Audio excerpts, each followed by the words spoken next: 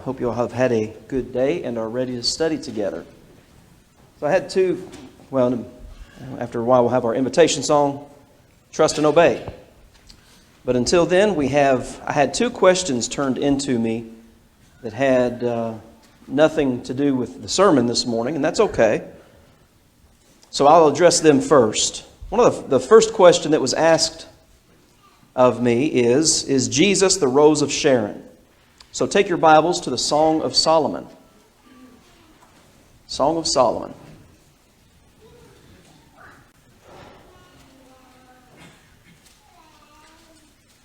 Is Jesus the Rose of Sharon?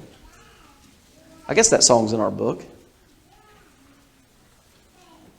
It's pretty, I remember hearing this song even when I was a kid up in Ohio. Jesus is the Rose of Sharon. Another song, He's the Lily of the Valley. We know that song, don't we? And so, who are we talking about here? Well, I am the Rose of Sharon, Song of Solomon 2 and verse 1, and the Lily of the Valleys. Who is talking? Who's being talked about here?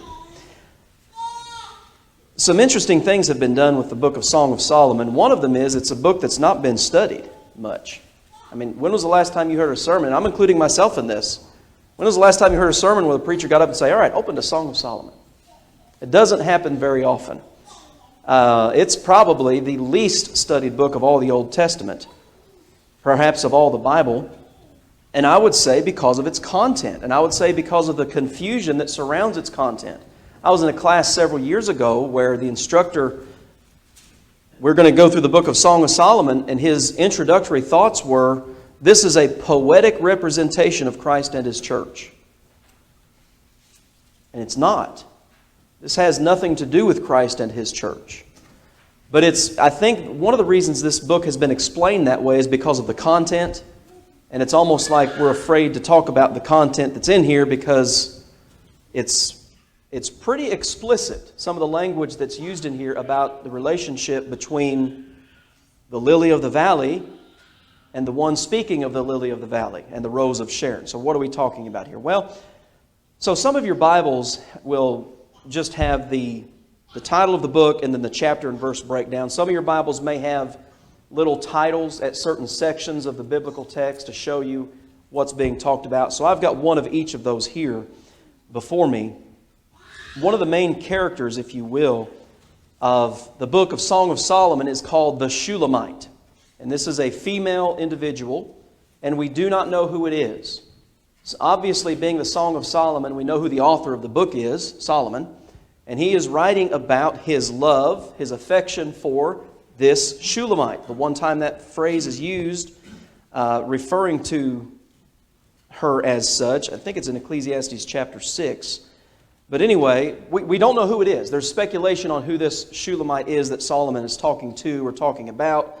Some say it was his wife from 1 Kings chapter 3 and verse 1, the daughter of Pharaoh that he married. A lot of Solomon's marriages had to do with geopolitical strategy more than an affection. They had to do with peace treaties and things like that and financial treaties. And that's not uncommon among that type of a leader in those days. But so point number one, we don't know exactly who the Shulamite is, but we do know that it's Solomon speaking about this person, this woman that he loves very much.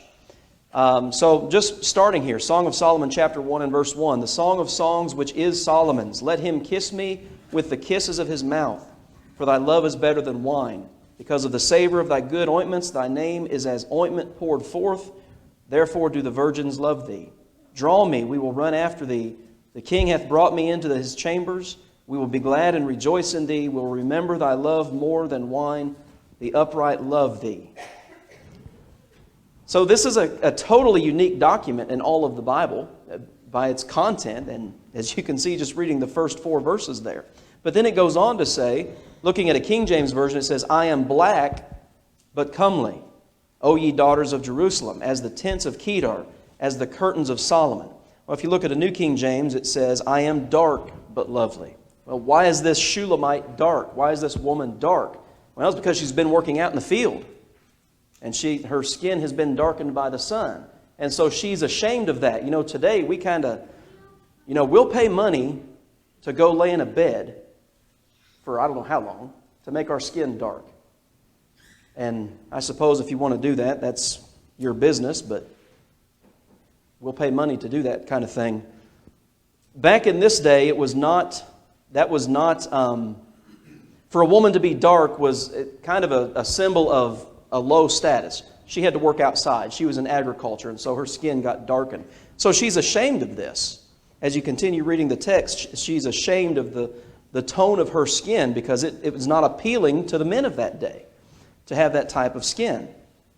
And so you have, beginning in verse 8, the response of the beloved. Well, this would be Solomon responding to the Shulamite's embarrassment of her, I guess you'd say, of her looks. She's wanting to know where he is. And so he tells her, "If thou know not, O thou fairest among women, go thy way forth by the footsteps of the flock." He's a shepherd, obviously. "And feed thy kids beside the shepherd's tents. I have compared thee, O my love, to a company of horses in Pharaoh's chariots." And it just goes on from there. His description of her beauty. In his eyes, there is no woman more beautiful than she. That's what this book is about. So then you get to chapter 2 and verse 1. "I am the rose of Sharon and the lily of the valleys. As the lily among thorns, so is my love among the daughters." Well, no, Jesus is not the rose of Sharon. That's the answer to that question. And this is not a poetical representation of the relationship of husband and wife with Christ and the church. This is a love letter written by Solomon about his feelings for, whoever this Shulamite is. Now, Sharon is actually a valley in Palestine. It's on the banks of the Mediterranean River. It's about 54 miles long. At its widest point, the southern tip, it's about 10 miles wide, but then it narrows to about 2 miles wide. So it's an area, and it's a very fertile area, according to the people of that region. But it's a place that we read about in other places of the Old Testament, Sharon, the Valley of Sharon. David, for example, had flocks there, according to 1 Chronicles chapter 27. So it is a real place, but the book of Song of Solomon is not about Christ and the church as drawn out poetically with the relationship of husband and wife. It's Solomon's words for, again, whoever this Shulamite woman was. Question number 2. Take your Bibles to Luke chapter 24.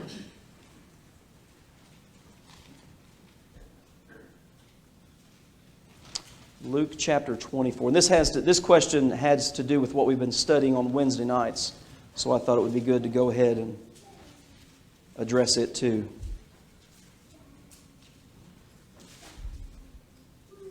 In Luke 24:37, Jesus has resurrected, and the apostles were terrified and affrighted, thinking they are seeing a spirit. So look at Luke 24, verse 37. Well, we'll look at verse 36 beginning. "And as they thus spake, Jesus himself stood in the midst of them, and saith unto them, Peace be unto you. But they were terrified and affrighted, and supposed that they had seen a spirit." Well, the term spirit, this is the term that's most frequently translated that way, is the term pneuma. It's used, for instance, in regard to the Holy Spirit. And Jesus says, "I am not a spirit, for they do not have flesh and blood." Of course, that's verse 39. "Behold, my hands and my feet, that it is I myself. Handle me." In other words, touch me. And John writes about that in 1 John chapter 1 and verse 1. He talks about our hands have handled the word of life. Well, here you go. "Handle me and see, for a spirit hath not flesh and bones, as ye see me have." In 1 Samuel 28, it talks of the witch of Endor, and a better rendition, of witch is medium. This is a person who tries to consult with the dead. So think of the term medium, who summoned the spirit of Samuel. So let's go to 1 Samuel chapter 28, and let's look at this real quick. Of course, Wednesday nights we've been studying about Hades and heaven and hell and things like that. So this is obviously connected with that discussion in some way. In 1 Samuel 28, it talks of the medium of Endor. I'm going to use that term because that's what we're talking about. Who summoned the spirit of Samuel. I've heard there are no such thing as ghosts, but those passages have me wonder if there is something, not to go too far off base, but is there anything else biblically that proves of no such thing? So the account here starts 1 Samuel 28 and verse 3. And one of the most important points of this text, and it really comes out obviously prior to this text, but it's in verse 6. Well, you look verse 3, so Samuel's dead. You get down to verse 6. When Saul inquired of the Lord answered him not, neither by dreams, nor by Urim, nor by prophets. The Urim and Thummim were stones that were used it was one of the ways in which God communicated to the priests. And so God was not communicating to Saul in any way, not even by the prophets. And of course, you think of the prophets, you think of David. Well, David had Nathan. You think of Hezekiah. Hezekiah had Isaiah. You always see prophets and kings working together. So the Lord has departed from Saul. He's not answering him by dreams, by Urim, or by the prophets. And that goes back to, it originates in 1 Samuel chapter 15 because Saul was told to go and utterly destroy the Amalekites, remember? Wipe them out. And he didn't do that. He kept King Agag, if you remember. He kept the best of the flocks. And he came back to Samuel and said, I've obeyed the voice of the Lord. And that response that we're probably familiar with, then what meaneth in this bleating of the sheep and the lowing of the oxen which I hear? If you really did what God commanded you to do, why do you have the king and why do you have animals? And so there in 1 Samuel 15, it's in verse 28, it says, as Samuel turned away to go away from Saul, Saul reached out and grabbed his cloak and tore a piece off of it. And Samuel said, that's what God's going to do with you in the kingdom. He's going to tear it out of your hand and He's going to give it to somebody better than you. Of course, that's a reference to David. God is not communicating to Saul. Saul is an evil man. I mean, it really starts in 1 Samuel 13, but man, it goes downhill quickly. The old law, let me turn here real quick. Leviticus chapter 19. You can stay there in 1 Samuel, unless you just want to go to Leviticus. Leviticus chapter 19 and verse 31 says, regard not them that have familiar spirits, neither seek after wizards to be defiled by them. I am the Lord your God. And there are other places in the old law where the attempt to communicate with the dead through mediums and sorceries and things like this were forbidden. A lot of times, and we see this particularly in the New Testament, witchcraft, the Greek term that's connected with that is pharmaceuticals. It was often hallucinogens. And so I think that's a key point to keep in mind. But God had very specific instructions in His law what to do. Now, Saul had done that. As you read 1 Samuel 28, you realize, or you're told that he had cast all the mediums and all these individuals out of the land. So that was good. But as things went along, he just got further and further away from God. So a ghost, the idea of a ghost, you guys know probably, is the concept of a disembodied spirit. Somebody's died and their spirit has come back to do whatever it's going to do. We do see in the Bible demons. If you go to our website, if you'd like to look into this further, I've actually put a paper together on demons in the Bible. It's on our website, mammothspringchurchofchrist.com, and it's under the Bible study tab. I've got every account of demon possession in the Bible, and then some other things that are necessary to be studied about that particular subject. But the interesting thing is about demons in the Bible is we're not ever told about their origin. So a lot of that discussion would be speculation. There are some things it can't be, but and one of those things is the spirit, the disembodied spirit of human. Humans don't come back in the form of a spirit. The question then is, what about the medium of Endor? Why was that allowed? So back to 1 Samuel chapter 28. Saul dresses up. He's going to disguise himself It's like God can't see what's going on. But anyway, I want you to summon for me Samuel, because God's not communicating with me. And that's verse 11. Look at verse 12. He says, bring up Samuel. When the woman saw Samuel, she screamed. She wasn't expecting it. So it's not as if Samuel's floating around waiting to be summoned. I think this is one of those instances where God permits something to happen for either the benefit or the detriment of the one who's seeking it. In other words, God will let you go your own way. And that's taught to us in Romans chapter 1. God will give you up to your own debased mind if you so choose. So this woman is obviously a fraud because she's surprised it even happens.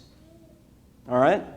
Verse 12. The woman spake to Saul, saying, why have you deceived me? For thou art Saul. And the king said unto her, be not afraid, for what sawest thou? And the woman said unto Saul, I saw gods ascending out of the earth. And he said unto her, what form is he of? And she said, an old man cometh up, and he is covered with a mantle. This is the priestly garment. Samuel was a priest. And Saul perceived that it was Samuel, and he stooped with his face to the ground and bowed himself.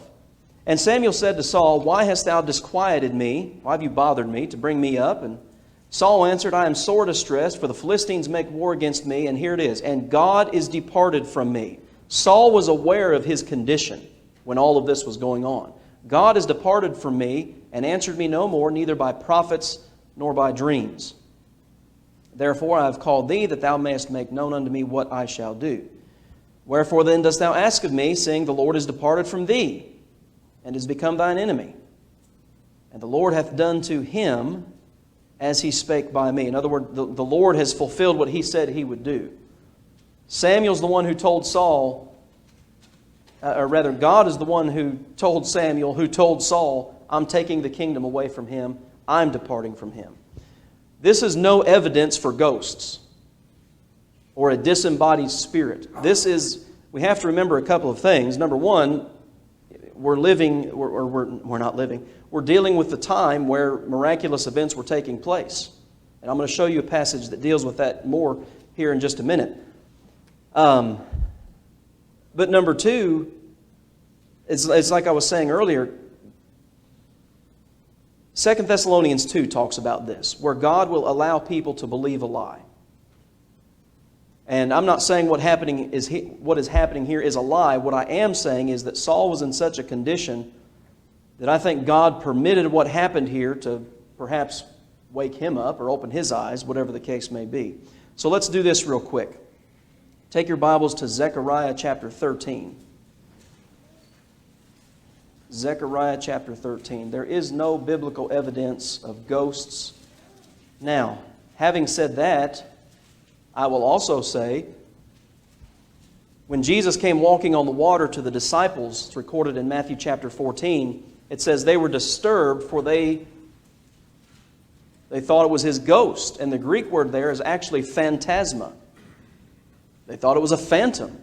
The Jews had some beliefs about this type of stuff. Well, just having a belief doesn't make it right. The Sadducees didn't believe in a resurrection. Didn't make them right. So there are some ideas out there that they had, but you have, in Matthew, Mark, Luke, and John, you have quite a few accounts of demon possession. And of course, it's cast out by the Word. That Christ spoke it, keep silence, and come out of him. And that's exactly what would happen. We only have a couple of accounts in the book of Acts. The last account of demon possession in the book of Acts is in Acts chapter 19. And after that, it's not mentioned again. So look here at Zechariah chapter 13. In that day there shall be a fountain open to the house of David and to the inhabitants of Jerusalem for sin and uncleanness. That's a prophecy looking forward to the days of Christ. The fountain of his blood was opened up. And it shall come to pass in that day, in that period of time, it says, saith the Lord of hosts, that I will cut off the names of the idols out of the land, and they shall no more be remembered. And I also will cause the prophets and the unclean spirit to pass out of the land. Man, that takes me to a lot of places. I'm going to cut off prophets. I'm going to cut off prophecy. Well, prophecy is one of those 9 spiritual gifts that were that was available in the first century. 1 Corinthians 12 talks about the 9 spiritual gifts. And then you get to 1 Corinthians 13. Those gifts are passing away. When the perfect has come, they're going to be done. In that time, in that same period of time, the evil spirit, as it says there, or the unclean spirit, which is how it's often referred to in the Gospels, will also depart from the land. So not only is there no biblical evidence for ghosts, but there's no biblical evidence for demon possession beyond the age of the miraculous, because it took the miraculous powers to cast them out. You remember, for instance, let me make sure I'm giving you the right reference here. In Matthew chapter 10, I think it is, when Jesus sent out the 12 on the limited commission, He gave them power, first thing mentioned, over unclean spirits to cast them out. So again, we see that throughout the Gospels. We see it a couple of times in the book of Acts. We don't see it after Acts 19. And the miraculous age came to an end, and that ability came to an end. So no, there is no such thing as ghosts or disembodied spirits floating around. And that kind of touches on our discussion of Hades that we've been having on Wednesday nights, that the realm of the unseen. When you go there, you're there. Remember, just for instance, when the rich man said, "Father Abraham, I have 5 brothers. Send him back." And Abraham said, "No, they have Moses and the prophets." And not only that, but you have that great gulf fixed there. Once you're dead, you're dead. There's no coming back. There's no apparitions. You're looking forward to eternity after you die. There's not any coming back in that sense. And I think we need to keep in mind the miraculous aspect of what happened there in 1 Samuel chapter, as recorded there in 1 Samuel chapter 28. Any questions or comments on any of that? When Christ cast out the demons, you say, "Why have you come before our time?" What time is there? What time are they referring to? Well, I would say, I wish I knew the reference you were specifically talking about so I could look at it. Okay. Well, before the time, they make a general statement. Why have you come to torment us before the time? Well, that could very possibly refer to what we're talking about there in Zechariah chapter 13. See, those demons, those unclean spirits, the demons, I know in the King James you'll always see the word devils. That's the term diablos, but the Greek term is actually demonion, demons. And again, those are not disembodied spirits of dead people. They're their own class of being, if you will. It's like Jesus talks about in Matthew 25 and verse 41. Hell was for Satan and his angels, his servants, his ministers, as they're called. Paul calls them his ministers. But anyway, I would say that the time that they're referring to is the time that Zechariah is talking about. There was a time when that stuff was going to be done.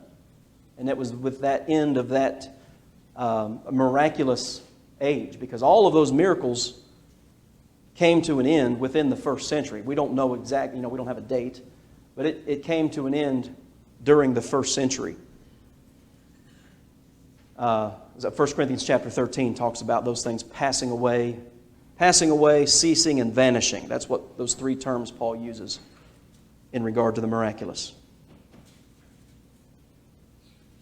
Anything else? Well, obviously we're not going to get into Ecclesiastes chapter 3 tonight. So keep your outline if you picked up an outline. If not, there's still some back there, I'm sure, in the back in that bin. And we'll just, we won't do it next Sunday night. So in a couple of weeks, we'll get back to the book of Ecclesiastes. But I appreciate the questions. I always welcome questions and appreciate them. You guys think about things sometimes that I'll read the question, I'm thinking, why didn't I see that? So it's good for us to have that discussion and be able to go back and forth and talk about these things. All right, so it's interesting talking. When you look at the life of Saul, like I said, when he was initially commissioned, if you will, to become king, he started out very humbly. He was trying to hide from Samuel so he wouldn't be anointed as king. But then, of course, he He became king. It was upon the request of the Israelites. You go back to 1 Samuel chapter 8. We're tired of the judges. You know, that period of their history lasted about 400 years. And man, you want to see some wickedness, read the book of Judges. Well, we want to be like the nations all around us, and so we want a king. Well, they got what they asked for. And each of them, Saul, David, and Solomon, well, it was 120 years, and it was not the best of years among God's people.